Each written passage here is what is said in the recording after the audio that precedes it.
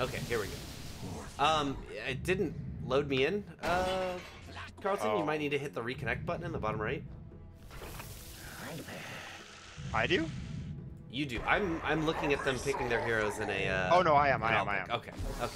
Cool. So both teams gonna repick their heroes, and then we'll be off into the laning phase. Hopefully, off into the strategy phase for a little bit. Morphling, he does have his particles working today, along with Underlord and AA. I like the spray paint. It was pretty nice. It was. All right, hold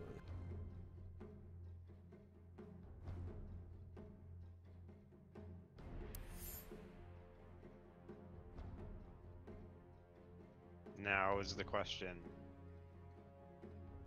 Do we get to Go into the game? Yeah, that is the question. Yeah. Oh, there it is. Baby. Looks like we have some Dota on our hands. Oh, no one has Dota Plus, huh? Wow, none of them have played these heroes before. Very ballsy move. Let's see how this strategy pays out for him. Okay, into the game. We should have the same teams. McMaster is going to be here on the Radiant, while UT Austin are on the Dire. As a league game, we like to introduce you to the players. For McMasters, it is going to be Luki on the Centaur War Runner. We got High End on the Death Prof. Oh, excuse me.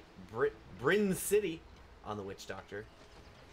Vinar on the Clockwork. We are going to have December on the Viper. And finally, High End is there on the Death Prophet. For Team Texas, we have Dead Zoned on Morphling, looking to be doing the zoning with his high damage and teaming up for maximum ice. We have Maximo, and it looks like we're gonna have a fight right now with the Rune. There's the Chili Fingers. There we are, Chili Fingers coming out. They got plenty of damage, but here comes the Coconut as well. This isn't gonna go the way that they thought. Chopsticks gonna take a couple more shots. He actually may be able to get out of here. Chopsticks. But those are a lot of really strong heroes at level 1 fighting. Like Ancient Apparition, Centaur, well, actually almost all of them are on McMaster. All 3 McMaster heroes are insane at level 1. Obviously Morphling has to go morph so he can last hit, so he's only offering auto attacks. Chilling Touch does a lot of damage, but so does Battery Assault, so does Coconut, and so does anything Centaur wants except for Return. He opted for Hoof Stomp, 2 second stun AoE, level 1. Huge deal. They're going to take both runes for that. Absolutely, they will. Gonna get Erotic Chopsticks on Sand Kings, Lucas on Underlord, and Wonder XO on Queen of Pain, by the way. Thank you. Yeah, that's that Ancient Apparition skill we're talking about. That's what you get when Wendy's forgets to give you like a spoon, right? Yeah, exactly. Chili Fingers. Exactly. Somehow I just lick it up like a dog. Let's go. It's like drink it. Centaur's actually pulling the creep waves. It's a common thing that he doesn't take too much damage. So. Oh yeah, he's not scared at all. So this is what these supports are going to play together for McMaster likely the entire game. They're both strong on their own, but they're both insane together. High kill potential. On top of that, DP can easily solo lane and Viper can easily solo lane. So they can show up there and help out, but mostly they just sit top with Centaur. They're trying to disrupt the farm of Morphling, who doesn't really offer much to a tri-lane versus tri-lane situation. AA they have to watch out for. Again, AA offers quite a bit, and Sand King has area of effect stun, but I would definitely favor McMaster here for the fight when a fight breaks out. But Team Texas can still bring it. They shouldn't be underestimated. It's not going to be a wash, but Battery Assault and Cogs are both insane. Coconut is one of the best stuns in an aggro tri-lane because you potentially can get multiple stuns. Oh, Clockwork's going to get found in that spot. Yeah, he is. I don't think he's in that bad of a position. You look at Burrow's threat, but Bryn City is here. Throws out the Coconut, bounce a couple times. They get a lucky bounce onto the range creep. Or an unlucky bounce. Go back to it. Now, Viper versus Underlord. I think both heroes farm, but Viper's going to win this. Underlord is already a slow movement speed hero. Against hero that slows more. Most of the actions should be top, but I wouldn't expect to. There are kill potentials in the other lanes, but yeah, I think we're going to focus top mostly. Maybe peeking in on the other lanes here and there. Queen of Pain shouldn't die to Death's Prophet. She has to mess her blink up. Oh, we might have AA getting caught out here. He's going for a rune? No, I don't think he'll have enough with just the Battery Assault. Maximo will take quite a lot of damage through this, though. If anyone else came with Oh, here we go. Bryn City coming in. They're going to get the coconut. A couple more shots is all it's going to take. Bryn City is going to get the last one. First blood going over to McMaster. There it is. They have this very strong lane, and yeah, getting caught out with battery salt, very high solo kill potential. In the meantime, bottom lane Underlord's been able to smack Viper a bit, and DP I think has done quite a bit more damage to Quap. DP and Quap are almost identical, and Underlord is actually leading Viper at the moment. Oh, AA gets caught out again. Yeah, once again, AA, he's going to eat a Maledict this time as well. A ton of damage goes down immediately. Chopsticks needs to get back now as well. Maledict with double edge. Gee, what a combo. Like, that's just insane. That's just the death sentence right there if that happens to you. You just fight until you die because there's no way you're surviving that. Morphling actually going very aggressive, only 420 HP. He really was just trying to get as much CS as he can, but he has to worry. Gonna get a hoof stop out on the Luki. Oh, yeah, even gonna be able to get him. He's not morphing fast enough. He just yeah, that's just not enough health against how much damage McMaster can put out. Morphling isn't a maximum range hero as well, keep in mind, so it's not unheard of for Centaur to be able to get a stomp out, especially while Centaur has boots and Morphling does not. Morphling has to be relatively close to creeps. Yeah, Vinar just wants to go. Vinar's loving this. Alright, they're gonna burrow strike through onto Chopsticks. Chopsticks eats a Maledict. They'll be able to eat him up very quickly.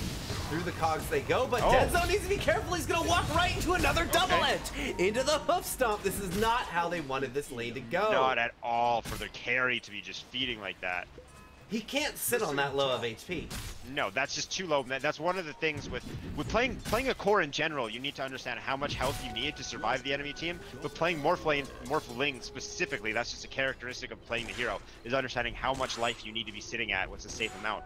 And 420 is not enough. Not even close to enough against a Centaur with a 2-second stun, a ranged stun from Paralyzing Cast that can potentially hit you multiple times, and massive damage output from Clockwork's Battery Assault if he ever catches you out. If Morphling wants to wait for him, he needs to be doing it defensively in this lane or to be picking up a last hit. I don't think he has any other excuse to be casting that spell unless he has a Death Wish. He's actually rotating bottom to gank with Underlord. I think they're probably going to try and do a lane swap. Vinar doesn't care. Yep, Lucas is on out of there, so Dead Zone is going to be here. But they've got a Viper, and Clockwork's already here. He's already getting caught up. He doesn't have the mana for Waveform. He's got wand charges, so here he goes. Down the split he'll go into the safety of the river, and he's gone. Pushed out of his lane just right as he got here. No, Underlord's going to show up top. Rotation coming around. Chopstick going to try and burrow forward onto Luki. No, they didn't have everyone in position. I don't know if they felt like they had the kill potential there either. And now this is a level 3 Morphling in the jungle. Legitimately just jungling. So the good old saying, not very old, the lane swap was worth it. I guess we have 3 heroes. Yeah. They take out the Centaur. The old saying with the jungle, the new saying is if the enemy core is in the jungle, you're winning. They can't outfarm you. I think that gank attempt mid would have been better if Witch Doctor went first instead of Clockwork, because they just needed a second earlier on the coconut. Lucas is level 6 now versus level 4 on Centaur Warrunner, so the lane is favoring Team Texas now, especially after that last kill. What's our Morphling gotten up to? He's just jungling still, using the second shrine. Well, the boys are back. Clockwork throwing out the cogs. He might be able to find Max Zone. Yes, he's going to find AA once again. And Dead Zone is here too, but Dead Zone is taking quite a lot of damage. He's got to be careful. Vinar running away. He can't eat a Burrow Strike. He just barely escapes the Burrow Strike. Turns around, gets a little bit of damage. He's going to throw the cogs up. And now Luki's coming in, looking to find Chopsticks. They're not actually going to get any kills out of this. Just a number of cog hits. But in the meantime, Morphling is doing nothing. Like, Underlord has the highest CS in the game actually right now, which is helping out. But if we want to take a look at net worth, Morphling is 3rd from the bottom on net worth, below the Clockwork, below the Witch Doctor. So they're just is an awful position to be in for Team Texas right now. Morphlings just might as well be a support. Here they come around, bouncing. Underlord did go down. Now they're chasing down Maximo. Another kill. McMaster is just picking these guys apart. So Viper's actually topping net worth though, now that he's been left alone, completely bottom. Underlord's 2nd, so the 2 laners against each other seem to be doing well. They want to just get on Morphling again. Right with Underlord though. Now they're surrounding the Morphling top, who's sitting at 520 health. Let's see what they can do here. There they go. Here comes the coconut. Vinar. No, he's got the oh, he doesn't even need to use the cogs. If the cask is going to connect, then Centaur just can finish him off with his combo. It's too far behind now for Morphling. I don't think he even has enough stats to morph to a proper amount of health where he's able to last hit. He's not a hero at this point, for sure. Yes. Has no real stats either. They're chasing Viper bottom. I think they want to give him this lane, but Viper can even kill Morphling potentially here. Yeah, he can turn around. They're going to turn around on Lucas. Lucas is just juking the spam. Just juking the Firestorm. Vinar. Instead of just stay inside the cogs and get taken down. Insane. The clockwork. This is the game of clockwork you want. Every time he casts battle assaults on someone by themselves. Witch Doctor's coming up top. Looks like he has some game sense and walked the high ground. Which is good to see. Would have potentially met Sand King, Ancient Apparition, and a very sandy cold death. Now, Viper versus Morphling, level 8 versus level 4. I do like how Morphling's had his lane switch because he's having a rough time, but this doesn't seem much better. Viper doesn't even care about more. Viper's just chasing Morphling. Alright, first strike up on the top into Bryn City. Bryn City gonna get caught in the pit now. They are getting some return kills. Coconut bouncing around. Lukey, he ain't scared. He is not. Luki's just trying to get his farm. He already has a Dead Zone getting chased down by December. 2 TPs coming in. Dead Zone will make it out of there. TPs are going to complete for Chopstick. December can actually just turn around. Viper Strike comes out onto Chopsticks. Chopsticks is going to try and Burrow Strike away. But goodbye, sir. Thank you for the kill. McMaster. Looking like they're just outclassing Team Texas. Taking them to school right now. Luki has his Vanguard though, so he's fight ready, but he's not really ready to be leaving his lane. He just wants to sit in his lane if he's going to go that build and be a huge pain in the butt. However, they have heroes like Underlord who can just do the same sort of thing. Let's take a look at the CS of mid players here. DP is beating Quap on net worth. DP is also top CS in the game now. Oh, Stampede's going to get used top. They're going in aggressively. They want to find Dead Zone to get. Dead Zone makes it under the tower, and he's going to be morphing up a little bit. Vinar in a bad spot. 640 HP. Now, yeah, Vinar going to get caught as well. He makes it out of the pit, but a couple more chili fingers. No, he gets the cogs down, and away he goes. Vinar going to escape that gank. Oh, meanwhile, Sand King goes down on the top. Quap is coming over for Vinar. They're going to see him, and he will tick down to the dagger. And get a double damage on her way back. That's very nice. No mana for Exorcism for a little bit. Quad might go for a kill here on DP, actually. DP's really low on mana. She can still get 2 soul seconds off. She just leaves. I like that. Bye. And Luki is taking advantage of his Vanguard, just playing right up on Lucas, who's out of mana. How is Dead Zone? Where is he at now? What's he fighting now? Level 5. 2 levels higher than his AA. Too good. Oof. Chopstick has just been trying to soak in this top lane, but December, as we saw last time he was up here, just ran him down. There wasn't anything Chopstick could do. Wonder's actually, now that DP's used her teleport, Wonder responds by saving the DD for tower damage, doing a lot. Dead Zone actually shows up. Tower. I think DP just kills Dead Zone if she can. We'll be able to silence him up. Crypt Swarm doing so much damage. Dead Zone's gotta be careful. Oh, the cogs so close to trapping him in. Instead, he'll shoot through them. Vinar gonna make his way away, but he should take down to the dagger. Now Quap getting beat up by High-End. High-End getting him. 3 more seconds, 2 more seconds, 1 more second. Oh, he's gonna get found by Luki coming in. Chop his head off. Now they've got themselves a kill and push the rest of the team out. Should be able to hopefully transition this to top tower while Luki was gone. It was definitely worth Luki to rotate to finish Quap out though. Look at this, actually getting some exorcism damage on the tower.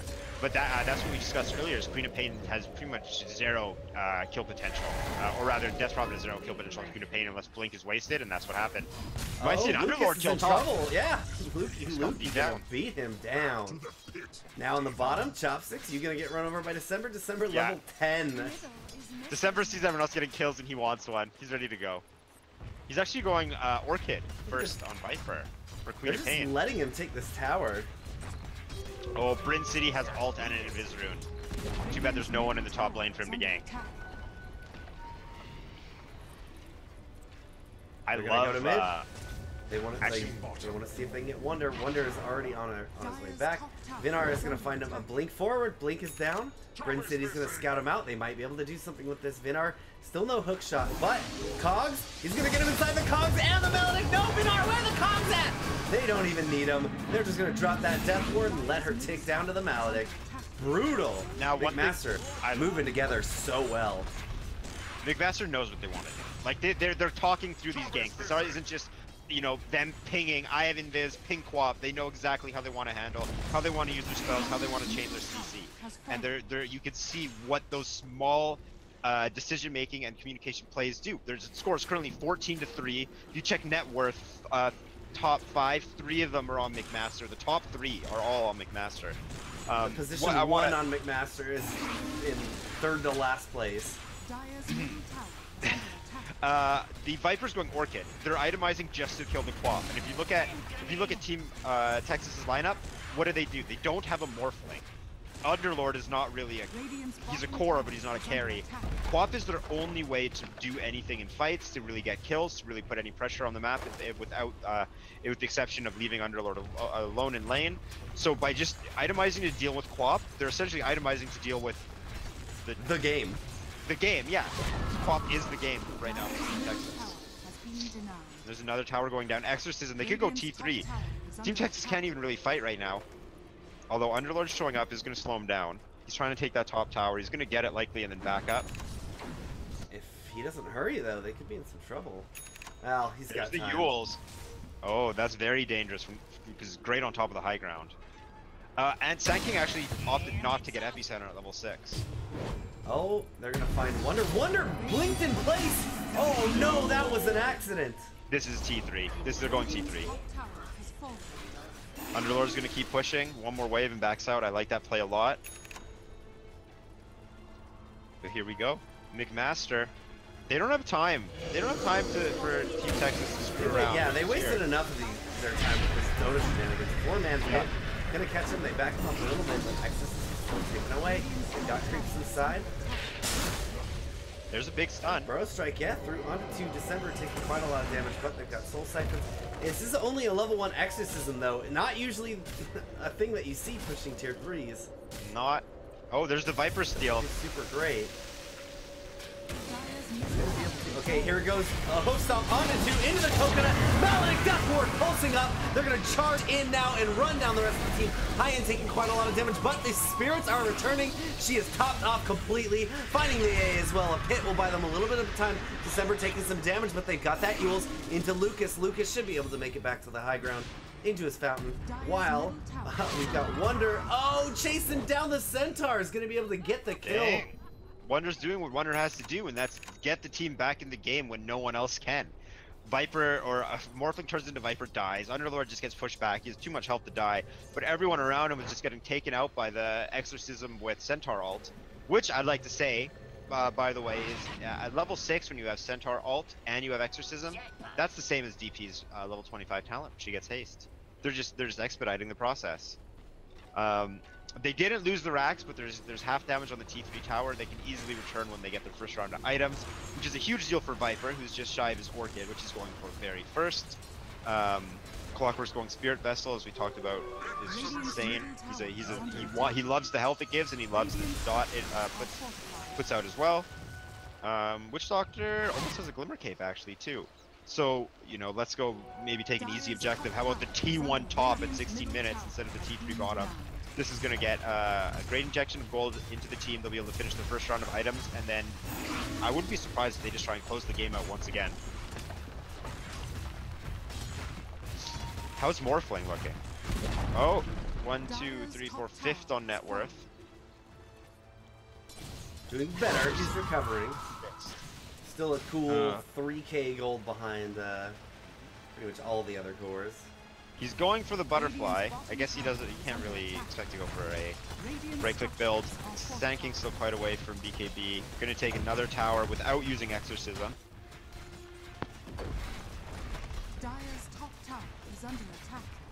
Now, when you're behind, the trades always favor you, so that's why they're going for this. And they'll bring everyone back with the Rift. Dark Rift. Getting a lot for a team so far behind. There goes. There's the Exorcism out, but already Death Prophet taking a ton of damage. Here comes she's gonna get an AA blast as well. She had a Yule, she could have dodged that. But instead, we'll take the damage. They go down here in the backline. Exorcism still taking away onto all of them. Quap is getting validated up, Death Warded in the backline. She tried to dive for the Death Prophet, but it wasn't successful. Buyback is available on Death Prophet if they feel like they want to use it. Actually, she just bought out. Looks like, what does she buy out? Quap for a Clockwork, that's a good trade. Exorcism's down, playing it safe, backing out. Hey, they'll take it. Exorcism's down, support for position 2, which is the most important player on the team right now. It's not what they wanted, but it's not bad at all. Yeah, if they can keep taking little economic victories like that, then I mean we're at 9K at 18 minutes, 500 a minute. It's pretty good for this early. Nothing insurmountable yet. And Glimmercape is on Witch Doctor. He just needs to have it brought out. I love how Witch Doctor waits for the Quap. The team knows exactly that they need to deal with Quap, or you can see it with Viper Orchid, with Witch Doctor saving his spells, just targeting only Queen of Pain.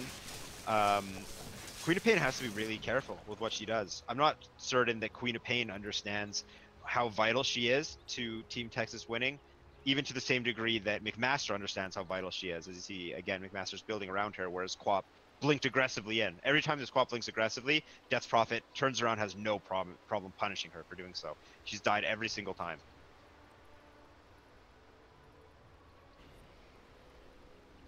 Any other? You covered most of the items I think that are coming out. What's Texas gonna do here? What's the play here, Carlo?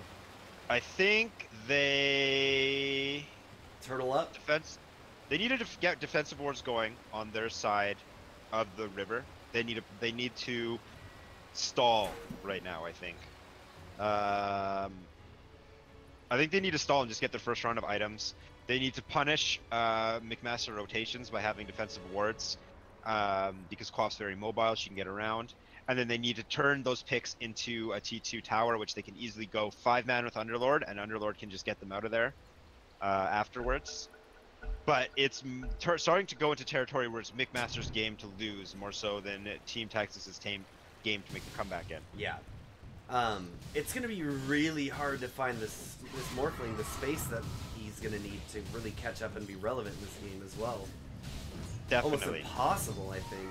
He's been in the jungle since level 3. He is just hoping that he can finish an E-Blade, do some damage to someone, and Quap and Sand King and AA can finish them off. Quap has pretty much the whole game on her shoulders. Quap has to play amazing, and that's the only way Team Texas has a chance of getting a favorable trade. And if Quap plays poorly, or even just average. They're gonna find Underlord. Underlord trying to pop his Reality Rift, but he can't get it off. Now they're gonna find him with the Maledict and the Death Ward. Once again, Battery Assault couldn't even get the Reality Rift off, or the Dark Rift off. Oh, meanwhile, McMaster's finding another one. Who's it gonna be? It's the Morphling in the jungle. Puddle. This is what we were talking about. There's no space for this. 720 health. He died before Who Stomp went off, or like the debuff Who Stomp ended. He was gone. There's just nothing he can do with that much health. But then also on the flip side, he doesn't want to have a lot of health because he wants to farm as fast as he can. He's trading health. Buyback. They got the buyback. They're happy with that. McMaster's just gonna back up. No reason they might even just go Roshan. Absolutely. Now, they do have a good Roshan fight on Team Texas. This might be exactly what they need. They just got Blink Dagger on Sand King, who has Epicenter. They can AA ult in, and Underlord obviously fights very well in that Jezebel spot. Team Texas needs to make an attempt. At this point, I feel like you just Blast run is coming in. Happens. They're going to at least be able to delay it for a bit, I think. Nothing. No, nothing. Not able to get in there. No response. They've got plenty of healing. They're not super worried. December is going to be the frontliner with the Aegis for this first Aegis. Alright, here they go. Took that time to invade the enemy jungle. They're pushing. Smoke actually coming out from a couple players here. They might get the AA. Yep, hook shot forward onto the AA. AA gets caught inside of the cogs, and now he's going to get taken down. 25 seconds, though. He'll be back before you know it. Lickety split. Lukey TPing in on the bottom. Here we got more TPs. Dark Rift is coming in. Oh, right at the time. They're going to try and kill the Morphling. So close, he will get out of there before the as the Reality Rift goes off. I think if that Crypt Storm went off, he might have... It would have been close. He might have. It would have been very close. It would have been very, very close. He did do a little strength morph. I think he's learning. Sitting at 9. Although going into playoffs, you'd like it to be learned, not learning. Now we have. I like this. Yule Scepter picked up on Queen of Pain before she even finishes the Maelstrom, which is the first item she queued up. She realized that if she gets silenced, she dies, and she needs something to combat that. It's a move she's been forced into by how poorly her team's doing. She didn't want to go Yules because that slows down her momentum, and she is all of the momentum on Team Texas. But it's the only way to just have more time in this game. Because if she gets silenced, she's dead. There's nothing she can do without the Yules. She needs it to just not have silence be a win condition for McMaster. Silence and Quap win the game. She also doesn't have buyback at the moment. Well, they got a stun out onto Sand King. Sand King eating a Maledict, lots of damage. He's burrow striking away. I think he should be able to make it to the fountain before he ticks down. He'll be just fine. Oh! So close, Sand King, but not today. Even a rocket coming in from downtown. More space created for Morphling to jungle, collect bounty runes. He's just trying so desperately to get into this game, and it seems futile. Now pushing 2 lanes at once. McMaster trying to bait spells. There we go. There we go. He's going to hit onto Lucas. Lucas caught inside the cog. Rest everyone coming in. Lukey. There we go. Jumps in, gets the damage. Deathward is pulsing. AA Blast comes out, and it's 2, but high end. Meanwhile, putting the damage into the barracks. Trying to keep him topped off, but will be no such luck today. Now here we go. Oh, a pounce into 2 Hoopsong, as well as the double edge. Now Sand King making his way back to the fountain. We got a buyback from Dead Zone. Dead Zone is going to try and do the damage here. Oh, Queen of Pain is getting caught outside of the fountain. The rest of McMaster's just running them down right now. Texas, here comes the Stampede. Even they're going to be able to slow them up. Dieback on that Morphling. And now they're going to get themselves a Sand King as well. GG gets called by Texas. And that'll be the end of the game 1. Carlo, what adjustment do you want UT to make to come back and hit it hard in game 2? They need to not just get, like... So the first thing we talked about in this game was the Sand King first pick. And the strength with that is that you can run it as position 4, or you can run it as position 3. It reveals very little about your draft. They chose to run it as a 4. But in doing so, they did, as the draft progressed, not enough was revealed. They led into the last pick Centaur. And Team Texas had no way to deal with a Sand King, a Witch Doctor, and a Centaur against a Morphling who did not have anywhere near as much health. So, firstly, what I will say is they need to do a better job on the draft, not getting put into a position where they just cannot win their lane, where it was just free reign for McMaster. But the other thing I'd like to see is don't pick Morphling. Just leave it out. Even ban it. You should ban it so you don't pick it yourself. That was the problem. They didn't have a position 1. They had a Morphling that died twice in a row, sitting at 420 health, which is nowhere near enough. That's even at level 1, that's not even enough health, let alone when the opponents are level 3. He was forced into the jungle from level 3. He stayed into the jungle until his throne fell. When the final fight took place, when Clockwork hookshotted in and caught Underlord, the most tanky hero, the hero that should create the largest amount of space for their team because of how strong he is, how difficult he is to kill with his pipe and his massive amount of health, Morphling ported back. But Morphling had 0 health and 0 mana. Morphling had to sit in Fountain till after Underlord died before he could join the fight. So if you think of it one way, they traded in the fight. Underlord was taken out and Morphling was brought in. The Morphling who has Ghost Scepter and nothing. And you just can't take the fight from there. That's a strict downgrade. Morphling was just not a part of the game whatsoever, and that was just completely capitalized on McMaster. They had Viper safe lane. He can lane fine against pretty much any hero. DP mid lane. He can lane fine against Quap. Obviously, he shouldn't have any kill potential unless Quap messes or blinks up. Quap did that twice before she learned her lesson and went for the Yules. And top lane was just complete free reign for McMaster. Yeah, and I think that was as much McMaster's drafting and play around the Morphling as much as it was like Texas. I mean, there are viable ways you can play the Morphling. He has seen a bit more play, and I think his win rate has gone up, of course, with the rework.